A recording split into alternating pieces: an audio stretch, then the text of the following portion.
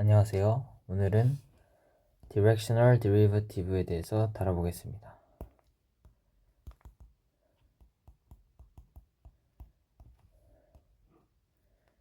Directional Derivative는 뭐냐? 방향이 있는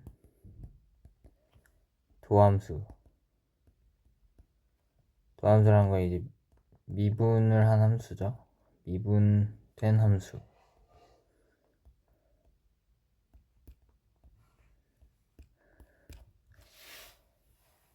그러니까 우리가 1차원에서는 f of x 방향이 1차원에서는 오른쪽 왼쪽밖에 없기 때문에 미분계수를 얘기를 할 때 h가 0보다 클 때 혹은 h가 0보다 작을 때 이 두 가지밖에 없게 되죠. 그런 반면에 f of x, y 이 r square 플레인에 있는 점에 대해서는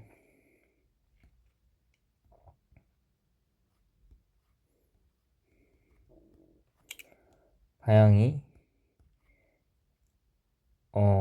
무수히 많게 있습니다. 왜냐면은 이제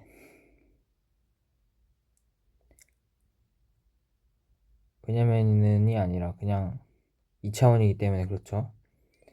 그래서 얘를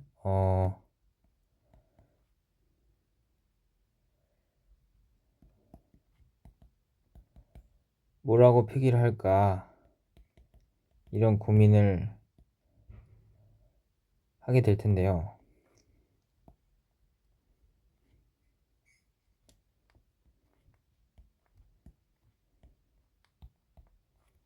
델타 S가 0으로 가는 이제 이 상황에서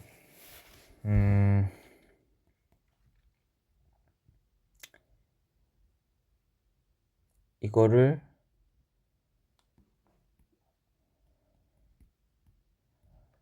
하나의 벡터로 생각을 하자.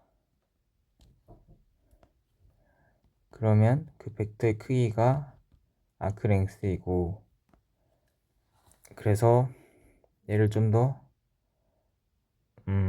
편리하게 표현할 수 있지 않을까. 이제 이게 말하자면 ds, 이게 dr. 그래서 f x, y는 벡터 r이기 때문에 r에서 dr, 델타 r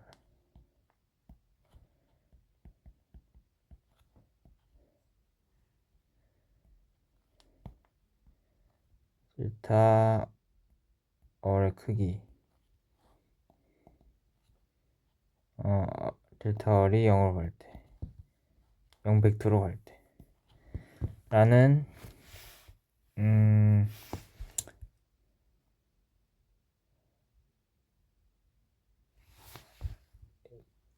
우리가 이제 이런 극한을 생각할 수가 있는데,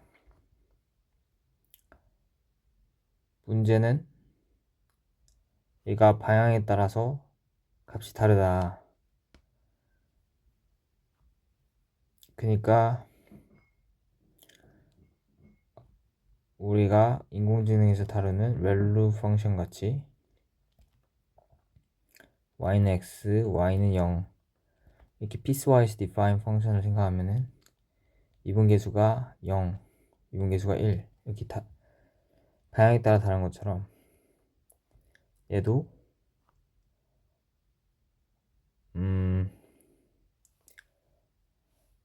z는 y제곱 더하기 2x제곱 이런 파라볼로이드를 생각하면은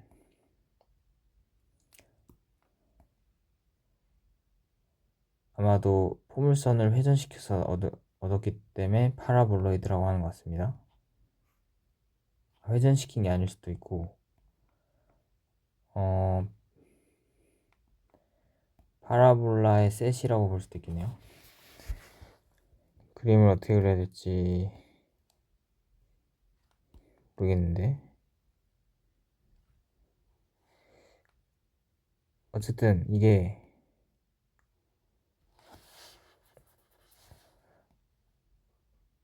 Y 방향과 X 방향에서의 기울기가 다를 수가 있어요. Y를 고정시킨 경우에는 Z는 2X제곱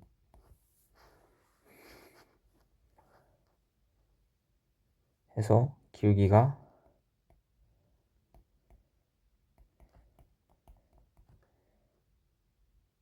그래도 0이긴 하지만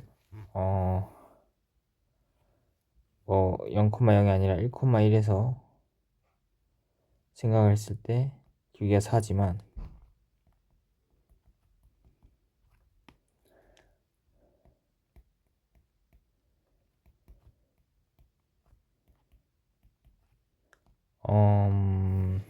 Y를 움직일 때 X는 0 Y는 0을 넣은 순간 이거를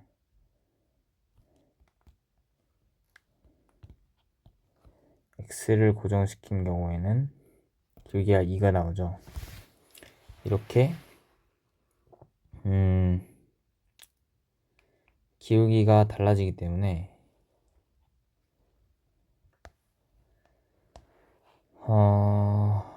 그 오는 방향이 중요하다.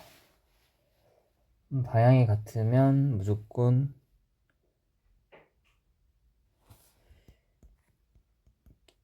기울기가 고정이 될까요? 그런 의문을 또 가질 수 있겠죠. 그래서 네, 그 물음을 일단 뒤로 하고 우선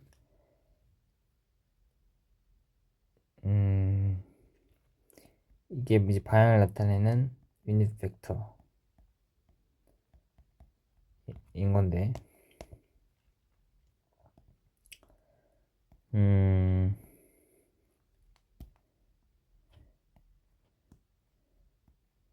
어떤 점에서 U 방향으로 이동시킨 이 점에서 이 점을 향해 가는 상황을 생각하는 거죠. 그러니까 원래 U는 이렇게 생겼을 텐데 단위 벡터니까 코사인 세타, 사인 세타 이렇게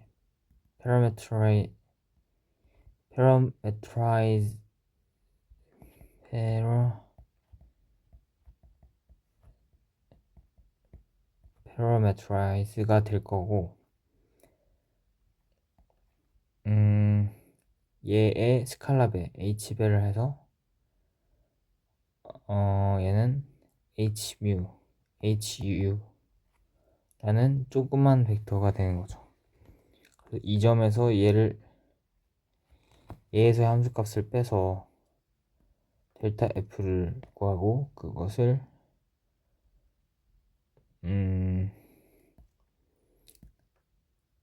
델타 x의 역할을 하는 인디펜던트 베리어블의 네, 어디까지 했죠? 이게 일단 제가 잘못 알았는데 parameterize 하고 발음하고 independent variable의 변화량으로 나눠줘서 얘를 정의하기를 duf of xy라고 합니다. 그러니까 u 방향으로 왔기 때문에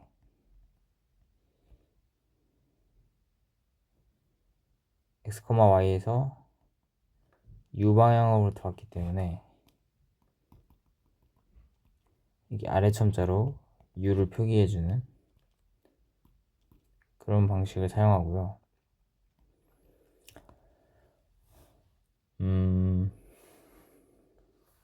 이것을 이제 계산을 해보자면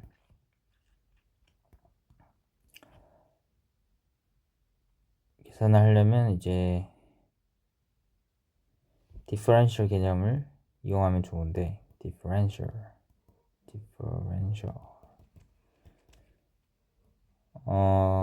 한국말로는 뭐라고 하는지 모르겠지만 어쨌든 디퍼런셜이라는 거는 우리가 dx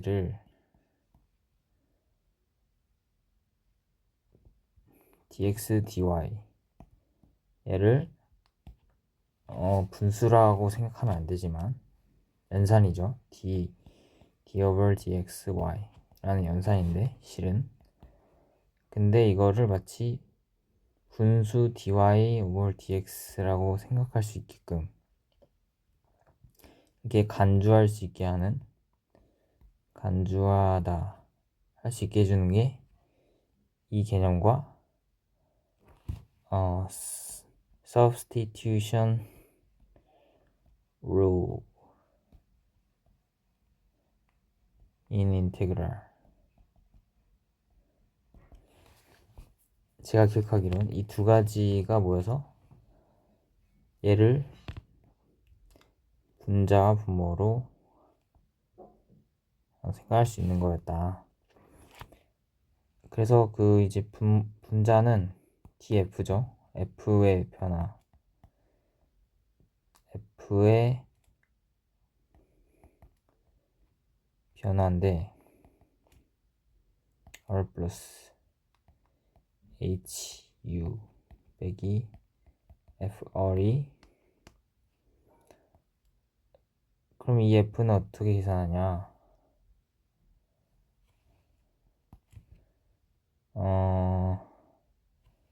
이만큼의 변화가 얼만큼의 변화를 가져왔을까 그걸 계산을 해야 되는데 이제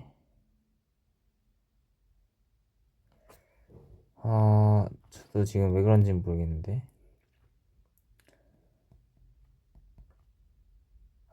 알겠네요. 그러니까 이게 말하자면 x에서는 이만큼 변하고 y에서 이만큼 변했다는 거니까 x에서 이만큼 변한 이게 가져온 f에 가져온 변화량 f라는 녀석은 x, y에 대한 함수인데 그러니까 이제 g는 f of x, y f가 x, y에 대한 함수인 게 아니라 g가 x, y에 대한 함수인 거죠. 함수인데 그럼 g의 변화량을 어떻게 계산하냐 g의 변화량은 x로 인한 변화량 dx 곱하기 이거 y에 의한 변화량 기울기 곱하기 변화량 이거의 합인 거죠. 그러니까 이제 이걸 받아들이면 얘가 fx g에는 얘를 의미하는 건데 fx dx fy dy가 된다. 얘는 말하자면 얘고 근데 우리가 곱하기의 합을 쉽게 표현할 수 있는 방법이 있었죠. 그게 뭐였나요?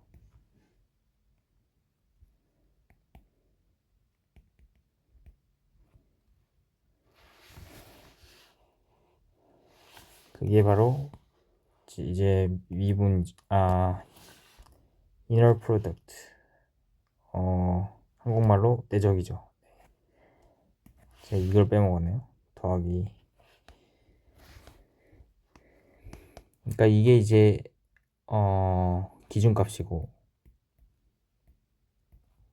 원래 오리지널 밸류고 origin, 거기서 얼마만큼 변했냐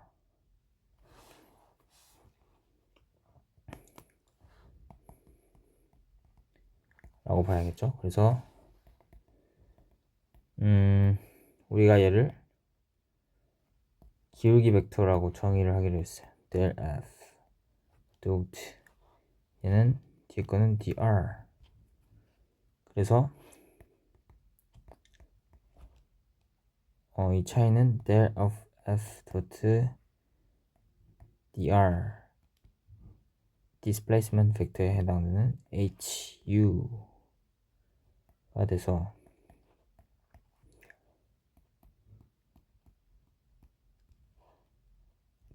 근데 이제 여기서 사실 엄밀한 증명을 하려면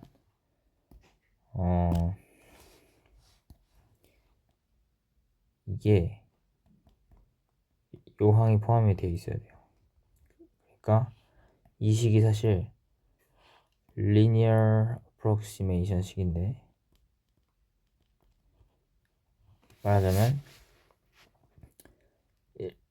1차적인 변화량만 생각한 거예요. 곡선이 있으면 디퍼렌셜이라는 개념의 정의가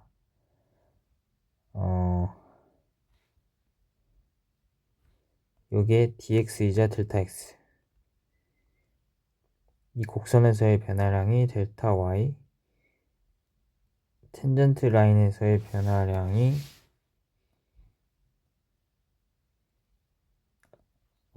dy거든요. 그래서 dy라는 거는 이렇게 정의가 되는 거예요.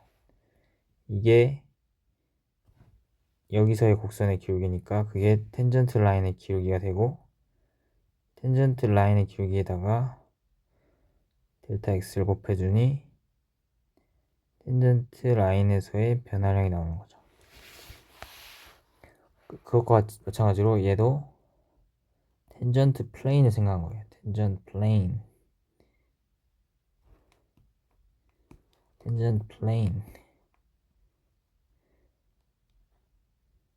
텐전트 플레인이 있는 거예요. 그러니까 커브는 실제로는 샥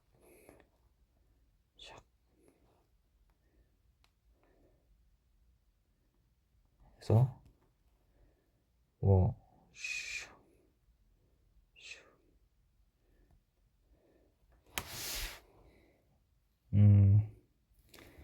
그러니까 이게 델타 G라고 하면은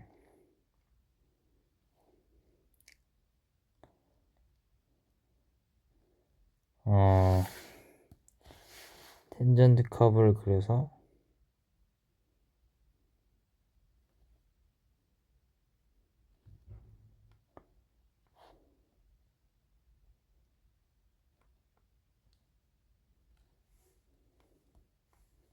어렵네요. 그림 그리기가.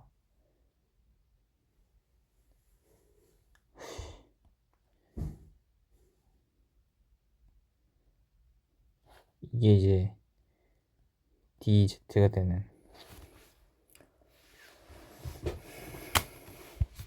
1차원적으로 보면은 이렇게 DG와 델타 Z가 다른데 그 차이가 이제 2차항에서 오는 거죠. 라운드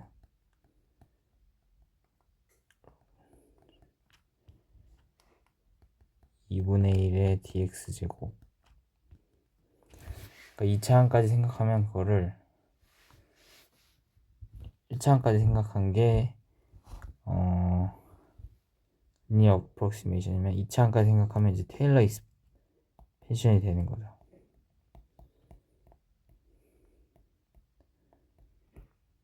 네. 그래서 오늘 한 내용을 정리하면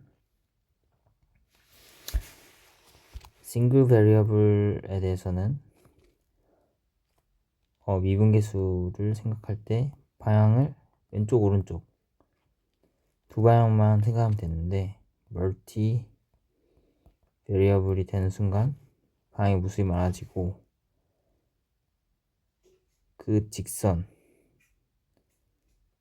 표현하는 게 이제 벡터이고 벡터가 정해지면 값을 계산할 수 있다. 어떻게? 이 식을 가지고. 그런데 우리는 그 증명 과정에서 디퍼런셜 개념을 사용했고, 그건 이제 리니어 어프록시메이션인데, 이 창은 h가 지워져도 h가 하나 남아서 0으로 가기 때문에 네글리저블, 무시할 수 있다. 네글렉트의 형용사형이고요. 그 다음에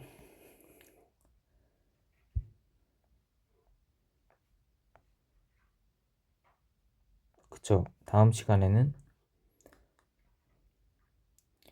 지금 이번 시간에 델 F의 등장 과정에 대해서 다룬 거라고 할 수 있는데, 얘를 가지고 미분을 더 쉽게 하는 방법에 대해서 설명해 드리겠습니다. 강의 들으시느라 고생하셨습니다. 싱쿨러.